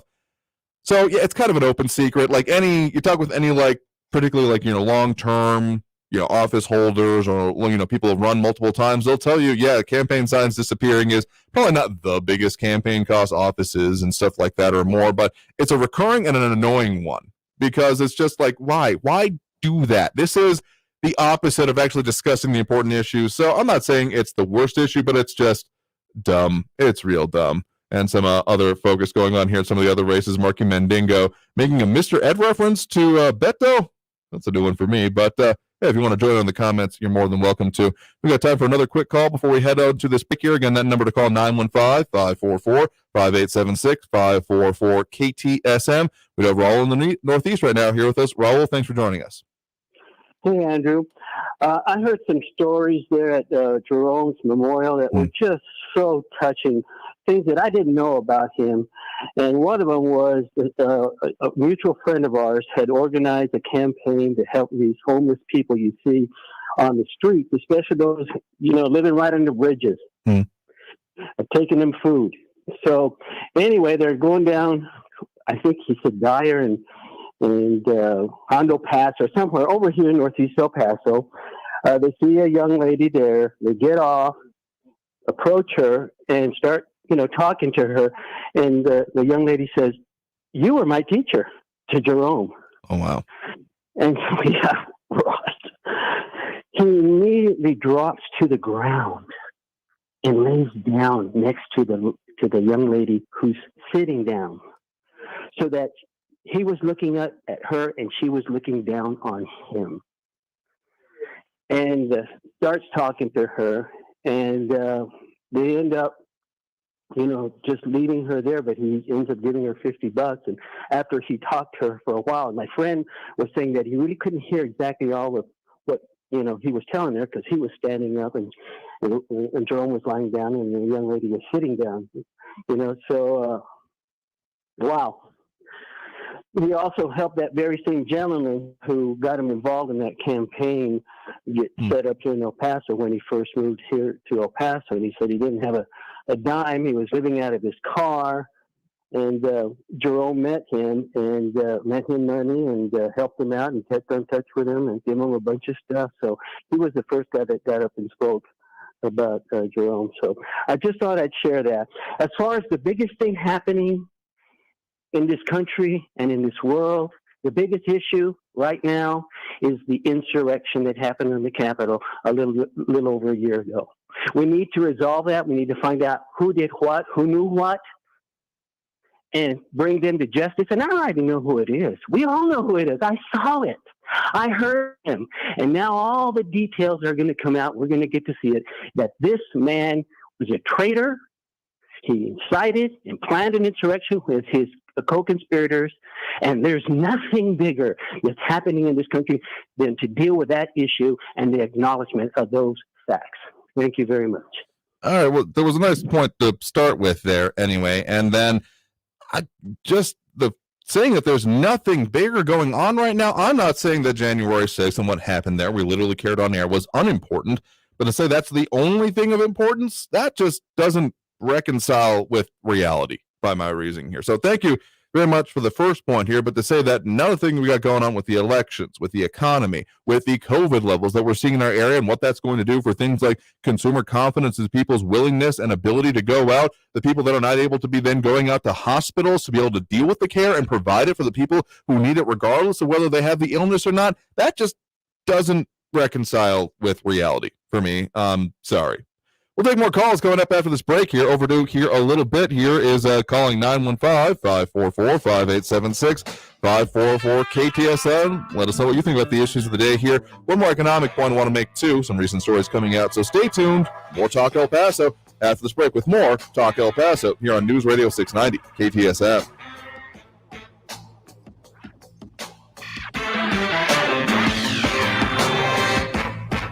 Traffic all day. News Radio 690. Gateway 54 northbound at Trans Mountain. A tractor trailer is blocking the two right lanes there. There's only one lane to the left to get by. Joe Battle Boulevard northbound at the Pebble Hills Boulevard exit. Got an accident there. Montwood could be your alternate. I-10 eastbound at Hawkins. Sable vehicle blocking the right shoulder. Stay left. Cotton Street south of Texas Avenue at Bassett. Injury accident with police and EMS on the scene. Carrie Edwards, El Paso traffic. This report is sponsored by the Ben Ferguson Podcast. Total disaster from the Biden administration. Coming up on the Ben Ferguson Podcast all week, how is the media not covering just how bad things have gotten with COVID? And why are they protecting him at all costs? We're going to expose it all. Download the Ben Ferguson Podcast now. Finding great candidates to hire can be like, well, trying to find a needle in a haystack. Sure, you can post your job to some job board, but then all you can do is hope the right person comes along, which is why you should try ZipRecruiter for free at ZipRecruiter.com/radio. ZipRecruiter doesn't depend on candidates finding you. It finds them for you. Its powerful technology identifies people with the right experience and actively invites them to apply to your job. You get qualified candidates fast. So while other companies might deliver a lot of hay, ZipRecruiter finds you what you're looking for. The needle in the haystack. See why 4 out of 5 employers who post a job on ZipRecruiter get a quality candidate within the first day. ZipRecruiter, the smartest way to hire. And right now, you can try ZipRecruiter for free. That's right, free at ZipRecruiter.com/radio. That's ZipRecruiter.com/radio. ZipRecruiter.com/radio. What's that? Oh, you hate your job. Well, just speak up a little. All right, not speak up. Speak up. You know, if you have something to say, you have a passion you could spend hours talking about every day, if you've always fantasized about doing a podcast, you just have to speak up. That's what we call it over at Spreaker.com. SPREAKER for my heart. It's the easiest way to podcast and get paid for it. So, you know, speak up. Speak for yourself. Speak your mind. Speak now or forever hold your peace. Spreaker.com. Open the doors to Aaron Mahnke's Cabinet of Curiosities, a podcast that offers a rare glimpse into some of the most amazing and unbelievable stories taken straight from the pages of history. What you hear may astound you and disturb you. Tune in twice a week for bite-sized storytelling experiences that take listeners on a guided tour of the unbelievable, the unsettling, and the bizarre. Listen to Aaron Mahnke's Cabinet of Curiosities on the iHeartRadio app or wherever you get your podcasts. The most current and comprehensive. Just minutes away at the top and bottom of the hour. And always online at KTSMradio.com. El Paso's News Radio 690 KTSM. Live from the KTSM AM 690 studios, it's Talk El Paso with Andrew J. Polk. To be a part of the show, call 915-544-KTSM or follow on Facebook at facebook.com/Talk El Paso. Now here's your host, Andrew J. Polk. Thank you all so very much for joining us here for Talk El Paso, airing live on News Radio 690 KTSM. I'm your host, Andrew J. Polk. A bunch of stuff we're talking about here today, and there's a bunch of ways you can participate and interact with the show. Kind of the point here. You can call in. Those phone lines open through the end of the hour, 915-544-5876, 544-KTSM, as well as leaving comments, as we have a bunch going on over on the social pages, Facebook, YouTube, Twitter, and Twitch. We got John Browston right now, Calvin Williams a little bit before, Marky Mandingo, Edgar Ortiz, who else we got? Marlon Espinosa a little bit earlier, Kareem as well. So a lot of comments, a lot of stuff. If you want to join in on yourself, more than welcome to. One of the better ways throughout the show. But again, phone lines open, 915-544-5876, 544-KTSM. If you're calling in the middle of a segment, you might have to be put on hold for a second, but we'll pop you up and ask you who you are, and then we'll go from there. So, you have a call right now. We do have Nate on the east side here with us right now. Nate, thanks for joining us. Yes, sir. Andrew, it's an honor. Thank you, sir, for receiving for taking me in here this evening. It's been a while, but I tell you what, God has answered the prayer. I love this program when you started out for 1 hour, and I always thought it should be much more. You're doing such a great job, and I see that now the program is 2 hours long, which is a blessing. And I'm just so excited. And I'm reminded that something about the gentleman who spoke about Jerome, Mr. Jerome, and what he did, the act of kindness for the lady that was, I think it was on the street or somehow or another. It just came to me about what would Jesus do, or the Good Samaritan. And that's where our core human principles and the best of us come out, when we humble ourselves and can see those things, and don't want to offend anybody for religious preference or anything, but that's what Jesus would do.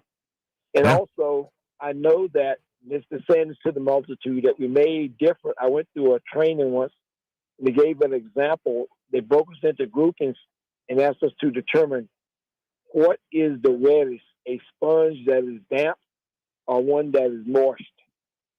And it created such a debate, a firestorm. We couldn't really get to the solution, but I'll say to that solution is we all need the water, so it's important to all of us, even though we could not come to a conclusion on what is the wettest, damp or moist. But we all need the water. So such is what we are doing. We all need a great country and to be the people that we are. So regardless of how much we may disagree, let's keep the team together. That's the main thing. God bless you, Andrew, and thank you for all you do, sir. No, thank you very much for the point in the call there. The way you're talking about how we discuss things is a pretty important one, I do have to say there. I mean, clearly the data in our area supports that a whole lot of people are just not involved with the conversation. So that's the standpoint that I come at it from. I want to at least have the conversation, have people thinking about these things, being like, hey, you ever talk about these issues with, your family, your friends, coworkers? I mean, don't be a jerk about it is what it comes down to for me, but even just starting the conversation, because I think more often than not, some common values can often be found if people actually talk about them. But this whole, it's been almost generational about you don't talk about politics, you don't talk about religion, you don't talk about finances, and I don't think any aspect of that has helped us in the long run. Sure, it may be polite, may reduce conflict, and sure, there's always someone who takes it too far and all of those, but just being able to have the conversation, and even with those that may disagree with you, almost more importantly than not, is a truly lost art in our area. So, and in general, frankly, it's not just our area, but a particular note in our area, given our dismal voting turnout. So I'm never going to stop talking about it here. More calls on the line here. You're live with Talk El Paso. Who's this? This is James from the northeast. Hey there, James. What's on your mind? Hey, I had a question. Since we're talking about proper dialogue, I guess I'm confused on what the definition of insurrection is, according to our friend from also the Northeast. I know that on January something, a bunch of uncoordinated idiots got together, stayed within the felt lines, and took some selfies. And no one was really killed except a protester. And then if you take what happened from January 16th to January 20, where the federal government was weaponized against a sitting president, using fake information, fake media reports, fake FISA to spy and then gather evidence, and then after the fact, try to charge and impeach him, which one would qualify as an insurrection in the most common sense? Like, so you're not political and you're just trying to get a definition. Which one do you think is an insurrection and which one is not an insurrection? And I just would like to propose that to my friend from the Northeast. And just in case he thinks I'm like some crazy person, I'll give him something to work with. The earth may be flat, if that helps him. I don't believe that, but he may want to believe that I believe that. So thank you. That's all I wanted to ask. And hopefully we get some decent dialogue on that someday. Thank you so much. Fair enough. Sure thing. Thank you for the point in the question there. I don't agree with the definition of insurrection when it comes to this incident. I think it was a protest that turned into a riot, and a fair point being brought up here by John Brausel that Nancy Pelosi knew a protest was coming and did nothing to ensure the necessary security forces were available to protect Congress. This is why I've been in favor ever since that point of having a full investigation into what the hell happened. would have preferred it to have been more of like a select committee or a select commission, freestanding one, most specifically, to then not have political pressure of it being representatives doing it. But that clearly didn't happen in any case. So I don't know if this current process is going to be satisfactory in the way it comes out here. But another good question being brought up here. Calvin Williams asking me, what would I have in common with Raul?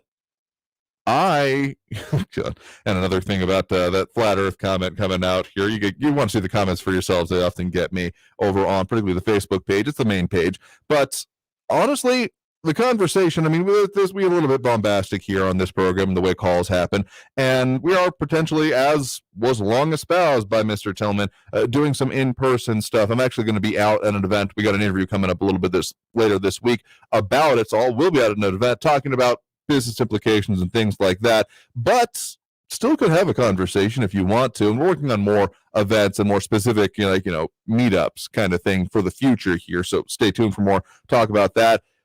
I would want to actually sit down, have a conversation, and figure out where it comes from, because part of this art, and I have my own unique experience with it. I've been literally arguing, my parents would say, arguing ever since I was born, but in speech, debate, and those kind of events since I was in middle school. So I have a unique perspective, probably from what most people would expect, on how to go about a conversation.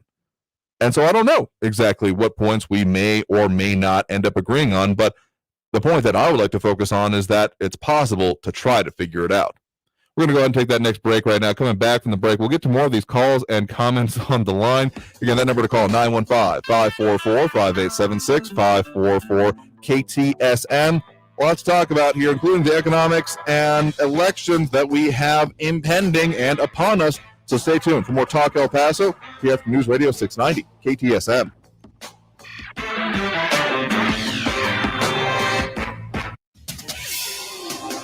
El Paso's News Radio 690 KTSM. Hey everyone, this is Robert Olguin with your KFOX 14 news update. An 18-year-old woman from Southeastern New Mexico is facing charges after police say she abandoned her newborn baby in a dumpster. A spokesman in Hobbs, New Mexico said that Alexis Avila was expected to be arraigned today. Police in Hobbs say that someone found the baby in a dumpster on Friday and called police. The child is doing well at a hospital in Lubbock, and the mother has been arrested based on surveillance video from a nearby store. Don Maynard, the only UTEP football player in the Pro Football Hall of Fame, has passed away at the age of 86. He played for Texas Western from 1954 to 1956. This has been your KFOX 14 news update. I'm Robert Olguin. News Radio 690.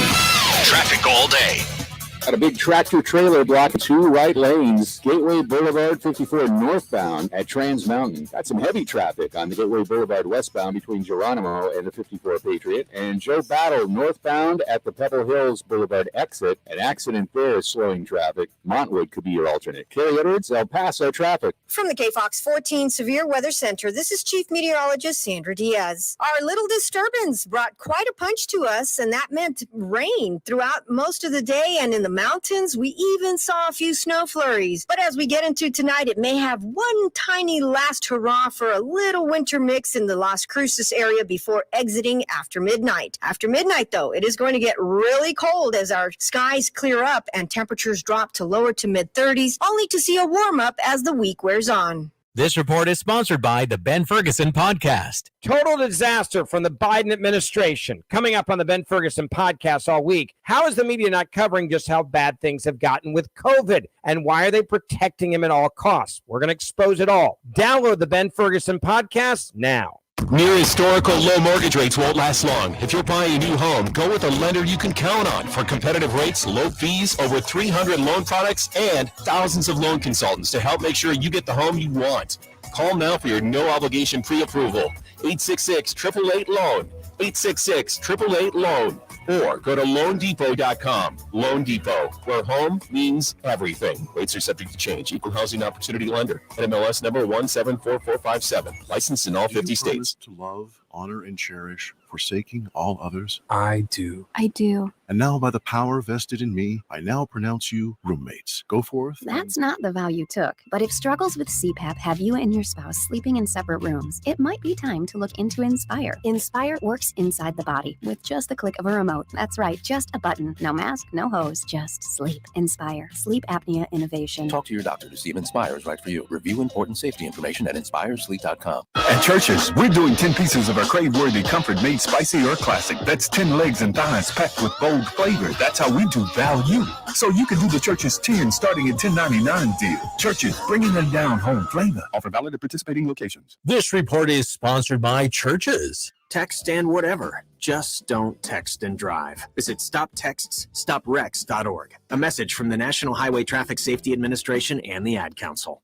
Getting a news feed on your phone while driving makes driving more difficult. This is dangerous. Getting a news feed without a computer or mobile device? It would be impossible. Unless, of course, you get your live news feeds at the top and bottom of the hour. It's easy. Traffic and weather all day. It's as simple as that. Trending stories tend to change. Every minute of every day. Twice an hour, we'll feed your curiosity. Stay informed. Shouldn't we listen? They're hungry. News Radio 690 KTSM. News Radio 690 KTSM. Live from the KTSM AM 690 studios, it's Talk El Paso with Andrew J. Polk. To be a part of the show, call 915-544-KTSM or follow on Facebook at facebook.com/Talk El Paso. Now here's your host, Andrew J. Polk. Thank you so very much for joining us here for Talk El Paso, airing live on News Radio 690 KTSM. I'm your host, Andrew J. Polk. Thank you for tuning in, however you may be doing so, on air, online, live streaming through the free and reliable iHeartRadio app, or joining us over on the many social pages we're on these days, Facebook, YouTube, Twitter, and Twitch, all of them available to have that conversation.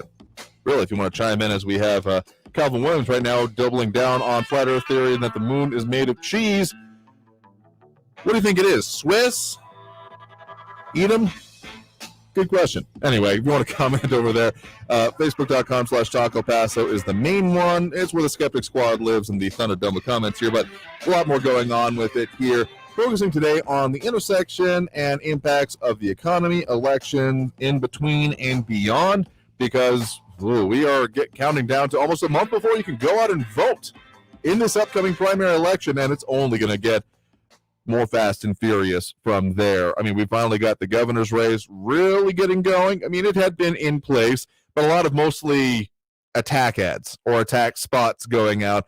And now that we got something substantive with the campaigns actually technically in place now, I mean, it was no secret that Abbott was running, but the fact that he hadn't technically announced before now is just a little weird to me.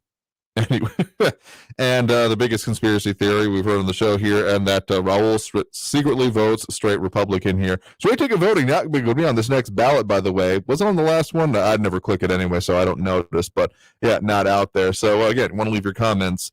Facebook.com/Talk El Paso or YouTube, Twitter, and Twitch for Talk El Paso, or 915-544-5876, 544 KTSM, getting to those calls and comments on the line here. Do you have a call on the line right now? All right, you're live with Talk El Paso. Who's this? This is Ben on the east side. Hey there, Ben. What's on your mind? Well, I learned a lot from Chuck Todd on Meet the Press all the time. This weekend, he said that the FBI. How they actually define domestic terrorism, and this is, according to them, violent criminal acts committed by individuals or groups to further ideological goals stemming from domestic influences such as those of political, religious, social, racial, or environmental nature. Okay, what does that remind you of? What events happened last year that remind you of that, of what they just described there? I think you're probably getting at to some of the most riotous protests that, of course, happened over the course of, well, not even just last year, but the last couple of years, really. Absolutely. And it seems like for some reason or other, they have all this footage of all the people at the Capitol building and their so-called insurrection, but nobody has been charged with any kind of violence. They've been attacked. Some people have been charged with attacks on police officers and stuff, and so that was a violent thing. And they shouldn't have done that, but there's questionable things. If you take a look at some of the videos, a lot of people that look at these things actually say that the police kind of instigated that. And then the FBI themselves were, they keep on saying things like they weren't aware that this was going to happen. But over 800 FBI agents were deployed before the January 6th event.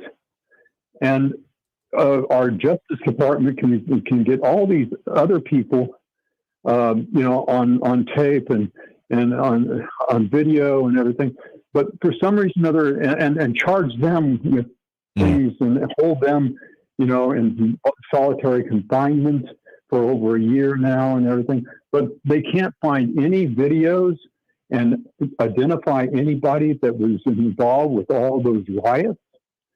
And not one of those people ended up in jail. I'm going to disagree with you. I'm going to disagree with you on one point. There is that there is absolutely a ton of video that happened during those riots.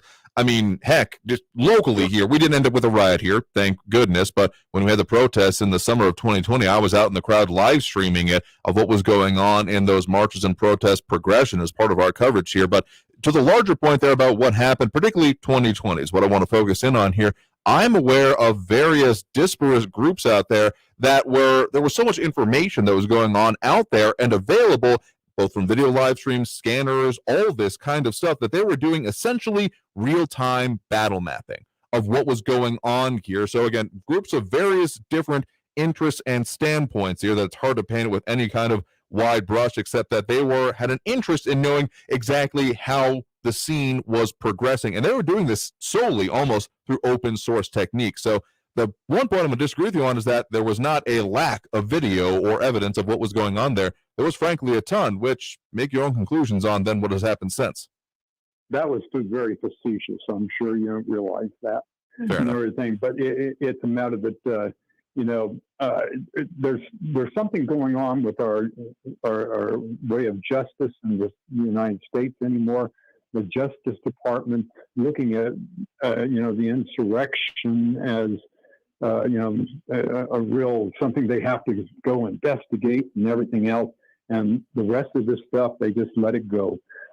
The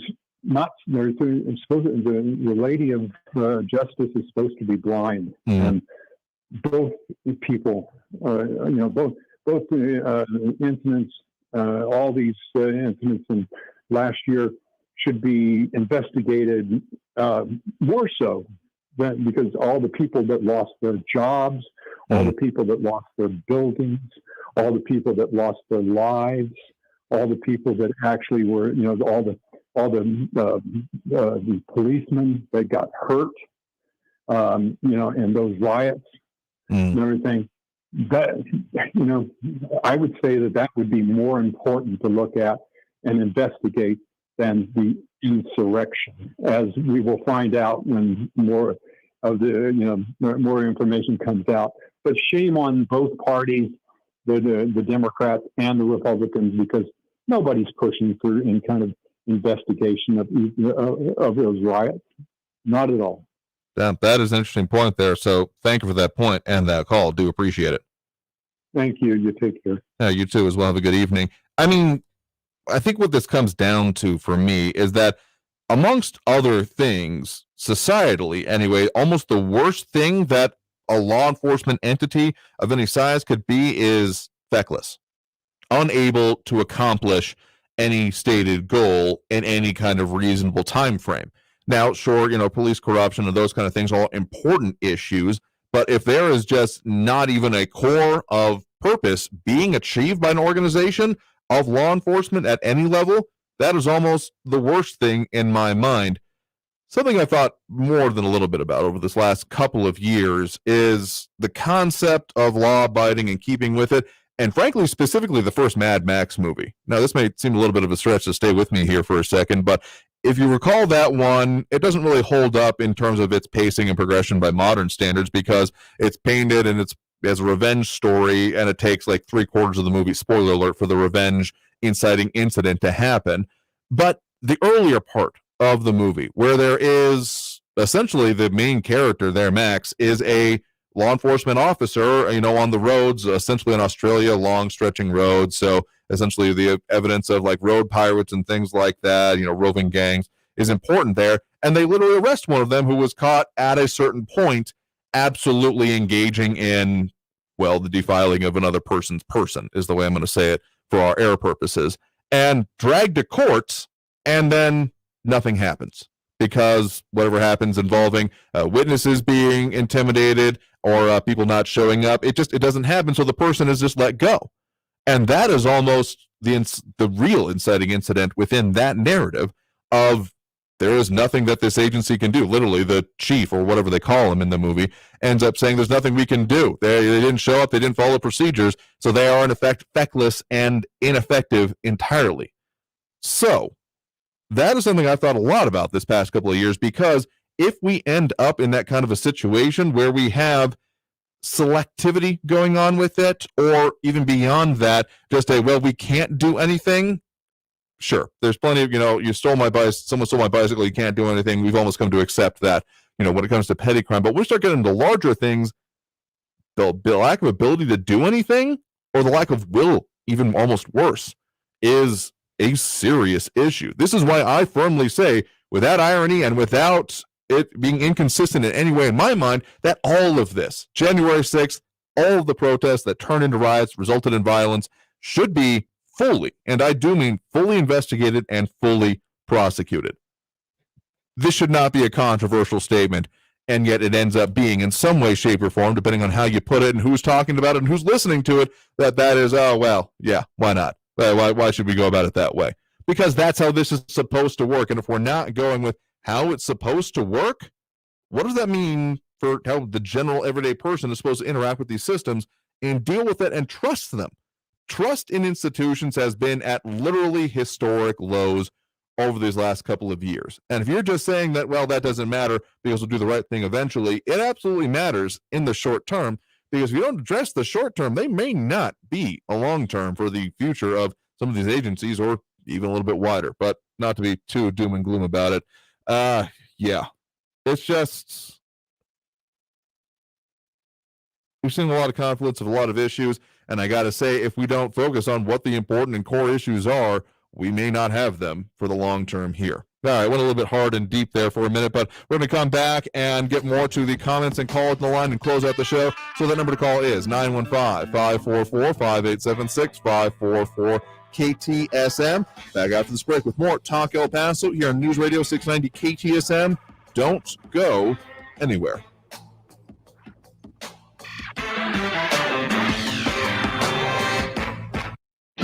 Traffic all day.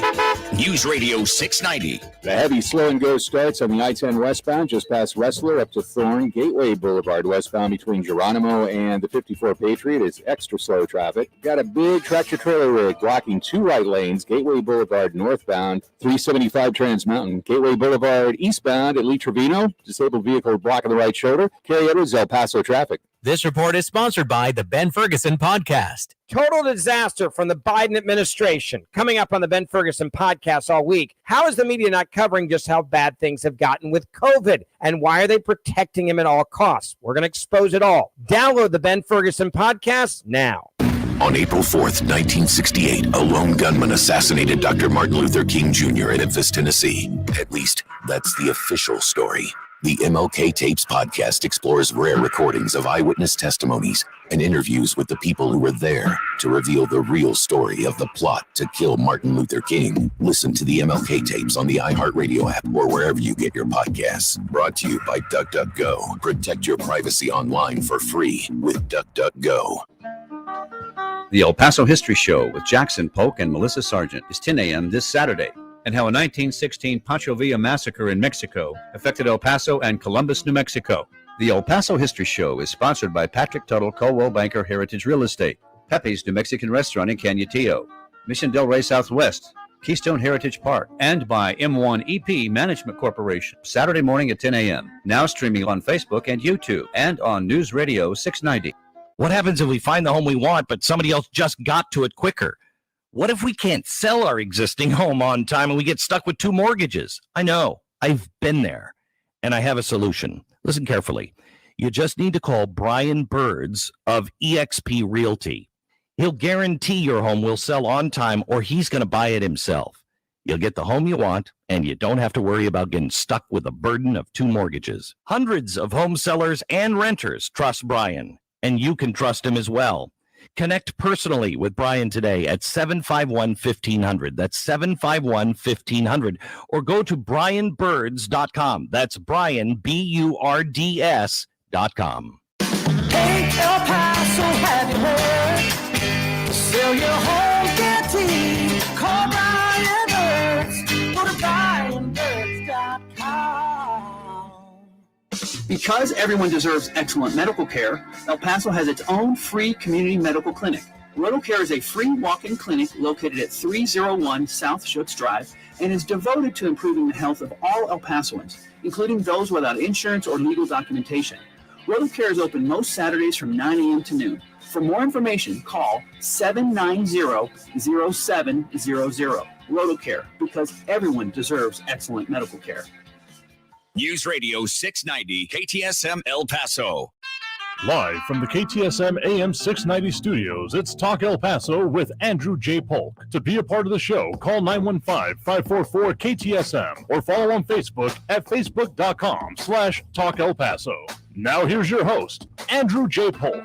Thank you all so very much for joining us here for Talk El Paso, airing live on News Radio 690 KTSM. I'm your host, Andrew J. Polk.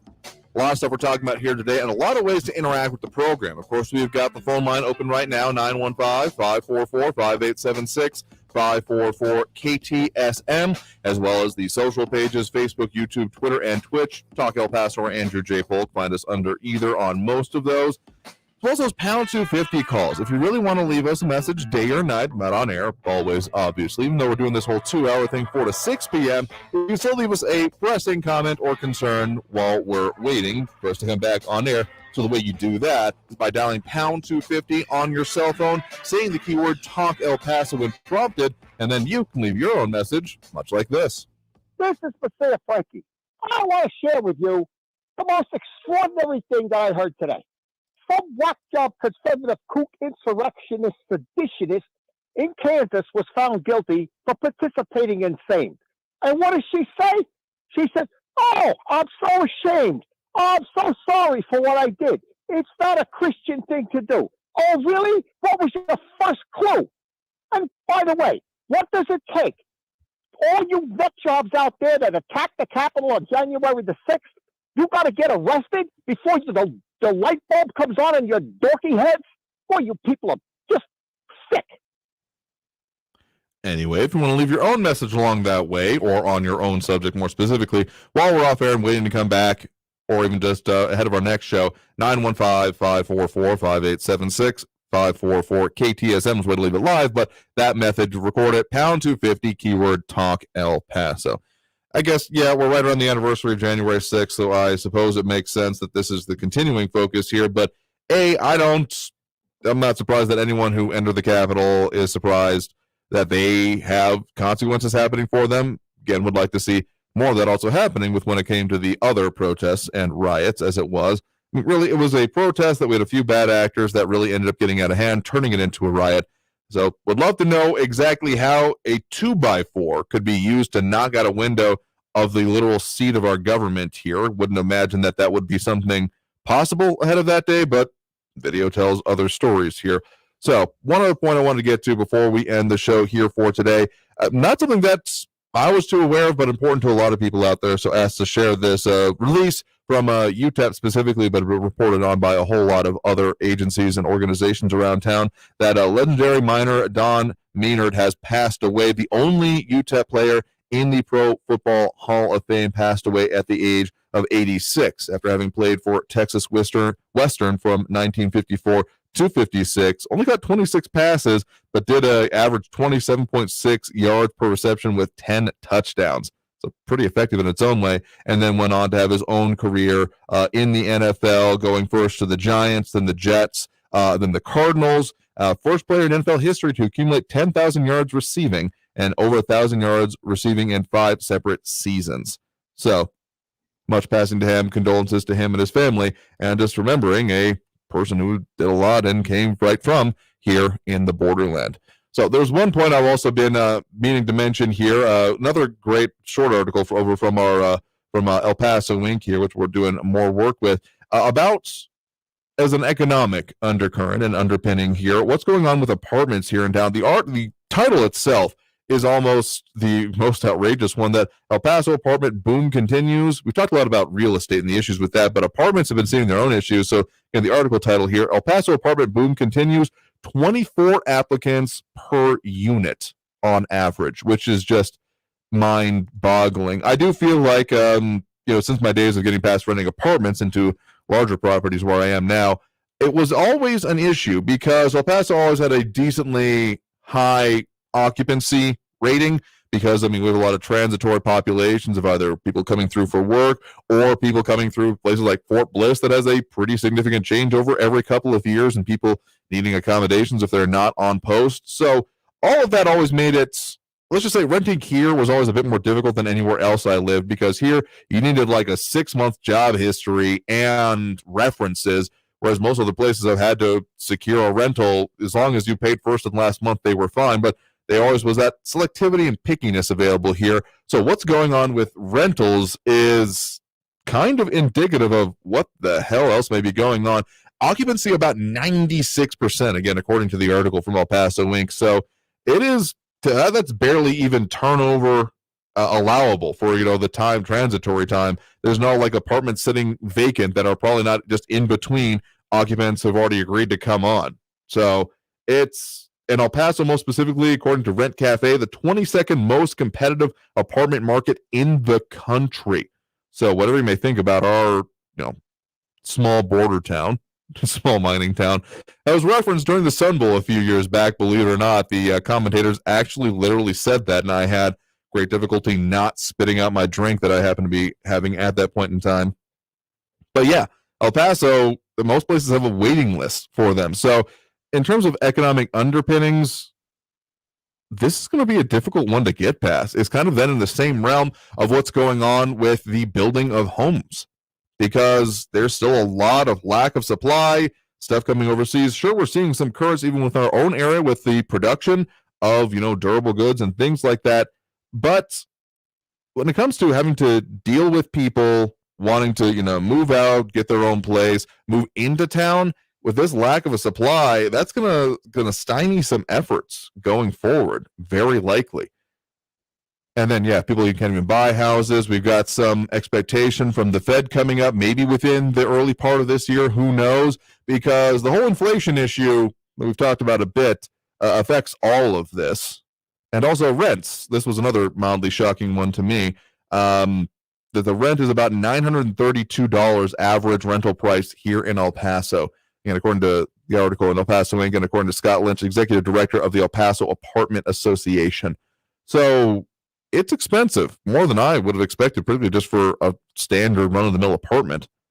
And the lack of supply, there's like a few hundred in production right now, more planned, several more thousand planned, but that wouldn't necessarily address any of this here. Yeah,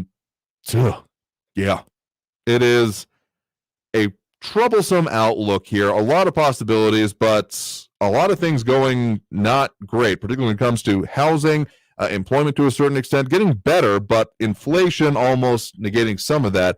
We're going to be talking more in the coming weeks as well about local business and what's going on with them and the challenges still being faced, as well as some local efforts being bootstrapped and started up, as well as some of those regional economic forecasts. Going to be visiting at a certain point here in the upcoming weeks with Professor Tom Fullerton, the Fullertons, I should say, about their forecast and what the outlook is for the next year and what that might mean for you as we're making these decisions and figuring out where to go and how to do it. So it's the economy, stupid. Again, persuasive phrase in my mind when it comes to all of the, pretty much any elected official. Sure, when you get down to the real micro level, like, county commissioners, even city council people, it becomes harder to address and the focus really just becomes taxes, let's be honest. But I think all the levels of this are going to be at issue when it comes to this issue. And I really think it'll be able to play a major part within, say, representative races, but particularly the governor's race. We're going to see Abbott, I think primarily, Texas Governor Greg Abbott, the incumbent, focusing on his record of what they have done with the economy here in Texas. Depending on who you ask, much vaunted Texas miracle, or the billboards that you occasionally see of stop moving from California to Texas, or turn around, you're technically not. I've seen weird billboards saying like, oh no, Texas is that way, and showing like a map of Oklahoma. But they put El Paso on those maps is always a little weird as well. So economics is really going to be, I think, the story to watch when it comes to all of these elections. We've talked a bit about the wedge issues. They're going to be coming up particularly in the governor's races, such as immigration, such as the storm, and particularly on COVID. But really, the understory to the whole COVID response done by the governor is really, in my mind, the economic impact and the impact that it had on everyday Texans. Frankly, if they're not already focusing on that, as opponents probably need to do some messaging updates to get that focused on, because it's the economy, stupid, is almost always, for me, what it comes down to. We're going to have to leave it there for today because we are out of time here for this show.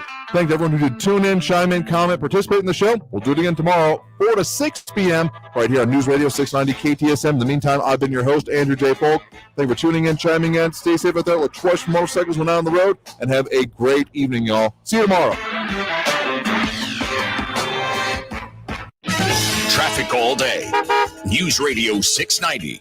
Got that big rig still blocking the two right lanes, Gateway Boulevard northbound at Trans Mountain. Gateway Boulevard westbound between Geronimo past Reynolds to the 54 Patriot. It's slow and go traffic. I-10 westbound is slow and go after Wrestler. I-10 westbound at Zaragoza. Disabled vehicle blocking the right shoulder. Loop 375 at Zaragoza. Stalled vehicle blocking the right shoulder. Carrie Edwards, El Paso traffic. Let's face it, credit cards are pretty much a necessity. New tires for the car? Here's my card. I order takeout, use my card. And most of us just accept the high interest rates credit cards charge as a necessary evil. What are you going to do? Get a low fixed rate credit card consolidation loan from Lightstream from $5,000 to $100,000 and pay off those credit card balances. Apply online and you could get your money as soon as the day you apply. The average credit card company charges over 19% APR, but with Lightstream, you can get a fixed rate as low as 4.98% APR with auto pay and excellent credit. Now I can pay off my high interest credit cards and save money with a much lower rate. Apply today at lightstream.com/radio and get an additional interest rate discount. That's lightstream.com/radio. Lightstream.com/radio. Subject